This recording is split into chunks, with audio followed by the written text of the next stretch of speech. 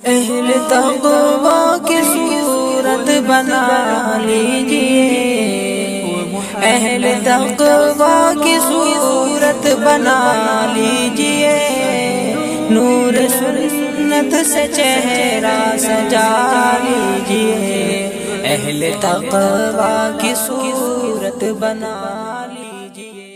قرآن کریم کے اندر اللہ تبارک و تعالی نے جا بجا صبر کی تلقین فرمائی۔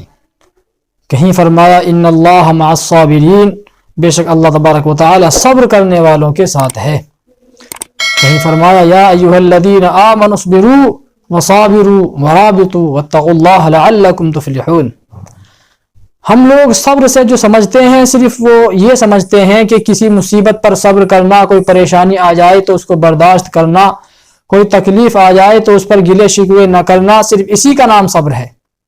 حالانکہ ایسا نہیں ہے۔ علماء نے صبر کی 3 قسمیں بیان فرمائی ہیں۔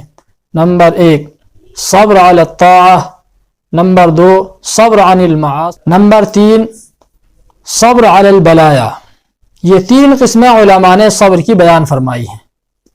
اب دیکھیے صبر علی الطاعہ سے کیا مراد ہے؟ صبر علی الطاعہ کا مطلب یہ ہے کہ انسان اللہ تعالیٰ کے احکامات پر عمل کرنے میں جو بھی انسان کے اوپر پریشانی آئے، کسی بھی طریقے کی مشقت ہو، اس کو برداشت کرے۔ مثال کے طور پر سردی کا زمانہ ہے اور فجر کا وقت ہے اور آدمی اپنے بستر میں گرم لحاف میں اور گرمائی کے اندر بیٹھا ہوا ہے، لیٹا ہوا ہے، لیکن مؤذن کی آواز آئی حی علی الصلاۃ، آئیے نماز کے لیے، حی علی الفلاح، آئیے کامیابی کی طرف۔ تو اس وقت آدمی اپنے نفس پر بوجھ ڈال کر کے، اپنے نفس پر مشقت کے ساتھ اور اپنے نفس پر زور ڈال کر کے نماز کے لیے اٹھ کھڑا ہو اور مسجد میں پہنچ کر کے نماز ادا کرے، تو اس کو صبر علی الطاعہ کہا جاتا ہے۔ اسی طریقے سے رمضان کا مہینہ ہے اور سخت گرمی ہے، پیاس لگ رہی ہے، بھوک لگ رہی ہے، لیکن آدمی اپنے نفس پر زور ڈالے، اپنے نفس کو سمجھائے کہ نہیں، اللہ تبارک و تعالیٰ کا حکم ہے کہ کچھ نہیں کھانا، کچھ نہیں پینا، اور آدمی اس بھوک کو، پیاس کو برداشت کرے اللہ تبارک و تعالیٰ کے احکام کو پورا کرنے کے لیے، اس کو صبر علی الطاعہ کہا جاتا ہے۔ اسی طریقے سے ایک مثال اور لے لیجئے، آدمی بازار میں جا رہا ہے اور وہاں پر بد نگاہی کا خوف ہے، بد نظری کا خوف ہے، راستے پر چل رہا ہے۔ جب آدمی راستے پر چلے گا تو سامنے عورتیں بھی آتی ہیں، لڑکیاں بھی آتی ہیں، تو آدمی اپنی نگاہوں کو جھکا لے اور یہ سوچے کہ اللہ تبارک و تعالیٰ کا حکم ہے کہ اللہ تبارک و تعالیٰ نے فرمایا کہ اپنی نگاہوں کو نیچی کر لو، قل للمؤمنین یغضوا من ابصارہم، کہ آپ مؤمنین سے کہہ دیجئے کہ اپنی نگاہوں کو نیچی کر لیں۔ تو آدمی اپنے نفس پر زور ڈالے اور مشقت اختیار کرے، چاہے اس کے دل پر چھریاں چلیں، لیکن اپنی نگاہوں کو نیچی کر لے، تو اس کو صبر علی الطاعہ کہا جاتا ہے۔ دوسری قسم ہے صبر عن المعاصی۔ صبر عن المعاصی کا مطلب یہ ہے کہ گناہوں سے بچنے کے لیے، گناہوں سے بچنے کے لیے جو اللہ تبارک و تعالیٰ کی طرف سے احکامات آئے ہیں، گناہوں سے بچنے کے لیے آدمی مشقت اختیار کر لے۔ مثال کے طور پر جو گزشتہ مثالیں میں نے ابھی اس سے پہلے دی تھی، انہی کو اس پر بھی فٹ کر سکتے ہیں۔ دیکھیے فجر کا وقت ہے اور اللہ تعالیٰ کی طرف سے نماز فرض ہے، اقیموا الصلاۃ وآتوا الزکاۃ، نماز پڑھو، زکوٰۃ دو۔ فجر کا وقت ہے، سخت سردی ہے اور آدمی کے دل میں یہ بات آ رہی ہے کہ بھائی میں نماز نہیں پڑھتا، کل سے سٹارٹ کروں گا، یا ظہر میں پڑھ لوں گا، ظہر سے سٹارٹ کروں گا۔ اب آدمی اپنے نفس پر بوجھ ڈالے، زور ڈالے، مشقت اختیار کرے اور اللہ تبارک و تعالیٰ کے حکم پر عمل کرنے کے لیے اور اس گناہ سے رکنے کے لیے، نماز نہ پڑھنا گناہ ہے، تو اس گناہ سے رکنے کے لیے، اس گناہ سے بچنے کے لیے اللہ تبارک و تعالیٰ کی اس حکم پر عمل کرے۔ اس کو کہتے ہیں صبر عن المعاصی، گناہ سے بچنے کے لیے صبر کرنا۔ اسی طریقے سے آدمی کسی جگہ پر بیٹھا ہوا ہے، کسی کے گھر مہمان بن کر کے گیا ہے، کمرے میں اکیلا ہے، وہاں پر کچھ رقم رکھی ہوئی ہے، کوئی اس کو دیکھنے والا نہیں ہے، آدمی کو مکمل اختیار ہے کہ وہ اس کو اٹھا کر کے جیب میں رکھ لے، کوئی اس سے نہ پوچھے گا، نہ کسی کو پتہ چلے گا، لیکن آدمی اس گناہ کو نہ کرے اللہ کے خوف سے کہ اللہ تبارک و تعالی نے جو ہے کسی کا مال بغیر اجازت اٹھانے سے منع فرمایا ہے. آپ صلی اللہ علیہ وسلم نے احادیث کے اندر اس کو حرام قرار دیا ہے. تو آدمی اس سے بچ جائے، کسی کی غیبت نہ کرے، کسی سے جھوٹ نہ بولے، اپنا فائدہ حاصل کرنے کے لیے کسی کو دھوکہ نہ دے. یہ تمام گناہ، جتنے بھی گناہ ہیں، ان گناہوں سے بچنے کے لیے اپنے نفس پر مشقت ڈالنا، اس پر زور ڈالنا، اس کو کہتے ہیں صبر عن المعاصی. گناہوں سے بچنے کے لیے صبر کرنا.